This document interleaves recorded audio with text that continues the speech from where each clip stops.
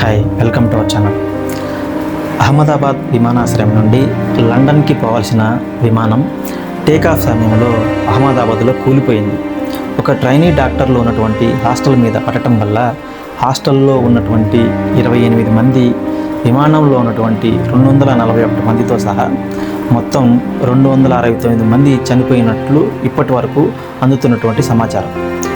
2016 నుండి 2021 వరకు గుజరాత్ ముఖ్యమంత్రిగా పనిచేసినటువంటి విజయ్ రూపానీ కూడా ఈ ప్రమాదంలో చనిపోయారు. తర్వాత మృతుల సంఖ్య ఇంకా పెరిగే అవకాశం ఉంటుంది. ఒక విమానం క్రాష్కు గురైనప్పుడు గాయాల ద్వారా జరిగే నష్టం కంటే ఆ విమానంలో ఉండే ఫ్యూయల్, అంటే దానికి వాడే ఆయిల్ బ్లాస్ట్ అవ్వడం ద్వారా జరిగే డ్యామేజ్ అనేది ఎక్కువగా ఉంటుంది. ఇంతకుముందు జరిగిన రాజశేఖర రెడ్డి ఘటన కానివ్వండి, అదేవిధంగా సౌందర్య ప్రయాణిస్తున్నటువంటి విమానం క్రాస్ అవ్వడం కానివ్వండి, ఈ ఫ్యూయల్ వల్లే ఎక్కువ డ్యామేజ్ అయింది. లేదంటే ఏదో గాయాలతో బయటపడేవాళ్ళు. ఇప్పుడు దాంట్లో నుంచి ఒక వ్యక్తి కుర్చీ బయటికి నెట్టేయడం ద్వారా ఆయన సేఫ్గా నడుచుకుంటూ వచ్చారు కదా. అదేవిధంగా తిరుపతి దగ్గర సినిమా తారాగణంతో బయలుదేరుతున్నటువంటి విమానాన్ని పొలాల్లో ఎమర్జెన్సీగా ల్యాండ్ చేశారు. అప్పుడు కూడా వారికి ఏమీ అవ్వలేదు, ఎందుకంటే దాంట్లో ఫ్యూయల్ లేదు కాబట్టి.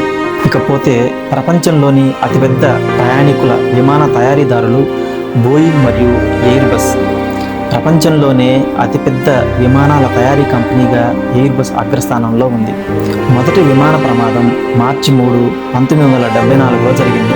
ఆ ప్రమాదంలో టర్కియస్ట్ ఎయిర్లైన్స్ ఫ్లైట్లోని 346 మంది మరణించారు.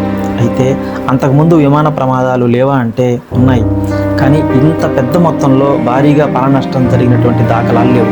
అయితే ఇలాంటి ఘటనలు మళ్ళీ రిపీట్ అవుతూ వచ్చాయి. మొన్న జరిగిన అహ్మదాబాద్ ఎయిర్పోర్ట్ ఘటనతో కలిపి ఇప్పటి వరకు 34 భారీ ఘటనలు జరిగాయి. అంటే ఒక ఫ్లైట్లో 200 నుండి 500 వరకు ప్రాణ నష్టం జరిగినటువంటి ఘటనలు 34. మొత్తం విమాన ప్రమాదాలు 11,164 జరిగితే ఆ ఘటనల్లో 83,772 మంది చనిపోయారు. ప్రపంచం మొత్తం మీద ఈ ఏవియేషన్ వ్యవస్థ అంతా బోయింగ్ అండ్ ఎయిర్ బస్ కంపెనీల గుత్తాధిపత్యం కింద ఉంది. 75% మార్కెట్ అంతా వీళ్ల చేతుల్లోనే ఉన్నప్పుడు జరిగిన ప్రమాదాలకు వీళ్ళే బాధ్యత వహించాలి కదా. కానీ వీళ్ళు ప్రతిసారి పక్కకు నెట్టే ప్రయత్నం చేశారు. పైలట్ తప్పిదం వల్లని, వాతావరణం అనుకూలించకపోవడం వల్లని మ్యానిపులేట్ చేసుకోగలిగారు.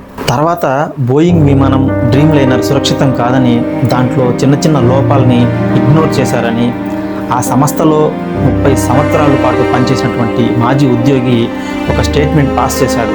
అయితే ఇది జరిగిన కొన్ని రోజుల తర్వాత ఆయన పిస్టల్తో కాల్చుకొని సూసైడ్ చేసుకున్నాడు. తర్వాత వాళ్ళ కుటుంబ సభ్యులు బోయింగ్పై దావా వేశారు. కొన్నాళ్లకు కంపెనీతో రాజీ కుదుర్చుకొని కేసు వాపస్ తీసుకున్నారు. విమాన ప్రమాదాల సమయంలో ముందుగానే గుర్తించి ప్రాణాలను కాపాడే ఒక సిస్టమ్ గురించి ఉక్రెయిన్కు చెందినటువంటి వ్యక్తి మనుషులు కూర్చుని ఉండే క్యాబిన్ విమానం నుంచి విడిపోయి సేఫ్గా ల్యాండ్ అయ్యే వ్యవస్థని రూపొందించడం కోసం 3 సంవత్సరాలుగా ప్రయోగం చేస్తున్నాడు. అయితే కొంతమందిని దీన్ని వ్యతిరేకిస్తున్నారు.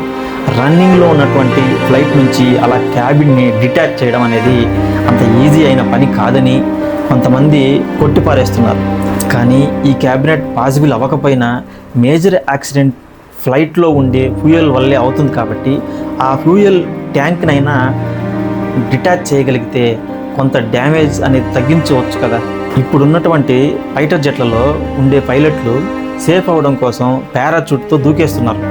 చూద్దాం, రాబోయే రోజుల్లో మరింత టెక్నాలజీ పెరిగి ఇలాంటి పునరావృతం కాకుండా ఉంటాయని ఆశిద్దాం.